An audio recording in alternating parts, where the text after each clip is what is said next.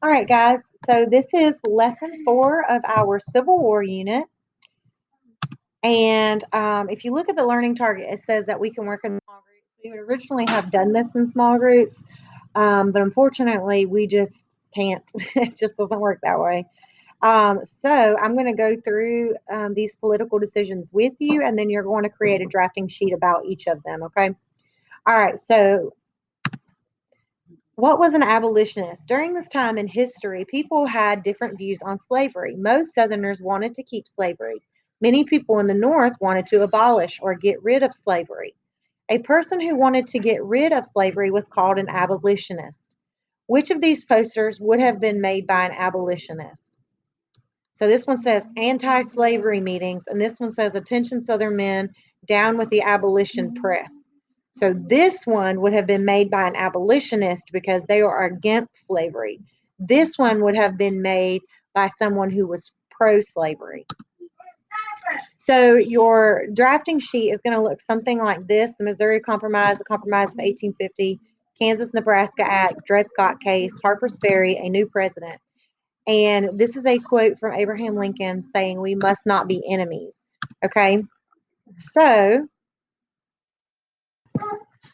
all right, guys. So I was able to find the document that I needed to have for you. So I've linked it here.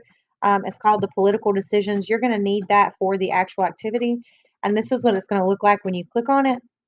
So it's going to go over the Missouri Compromise.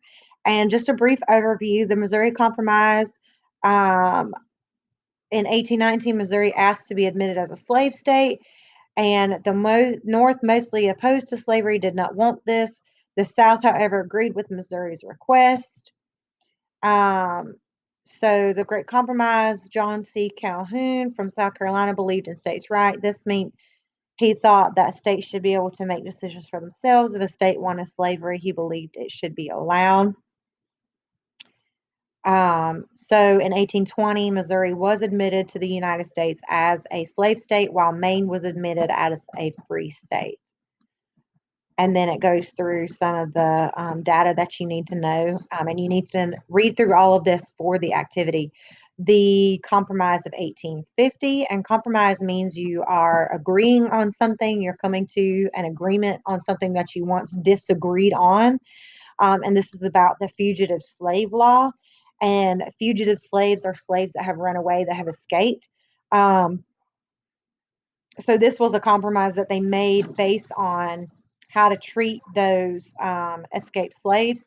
So the Compromise of 1850 was passed, allowing California to enter as a free state. And as part of the compromise, the fugitive slave law was passed.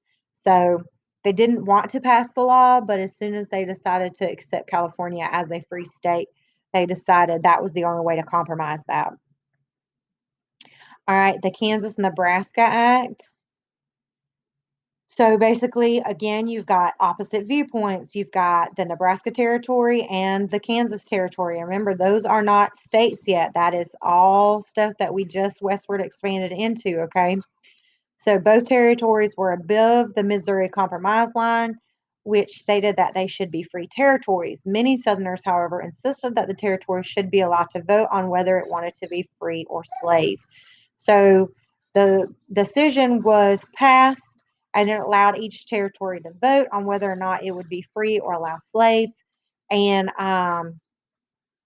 people favoring one side or the other rushed to Kansas to put in their vote. People from the North came to vote against slavery, and people from the South came to vote for slavery. The total vote showed a majority for slavery, but many who had voted didn't even live in Kansas.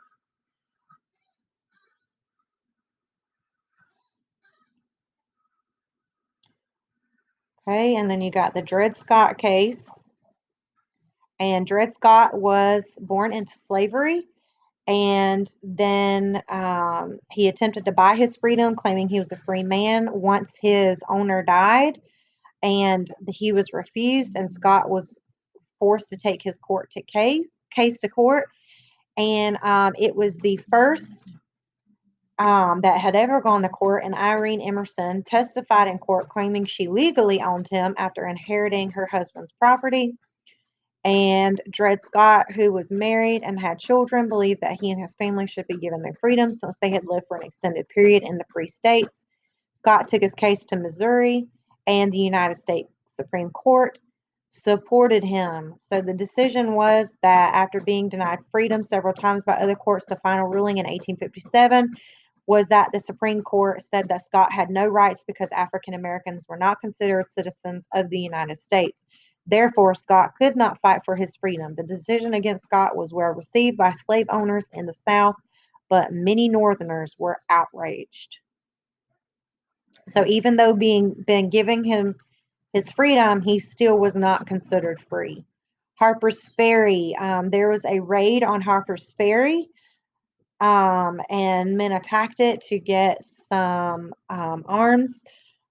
Frederick Douglass comes into play in this, and we're going to learn about him in the upcoming weeks more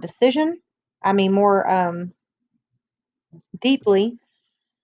All right, then you've got a new president, and this is all about um, who becomes president during this time.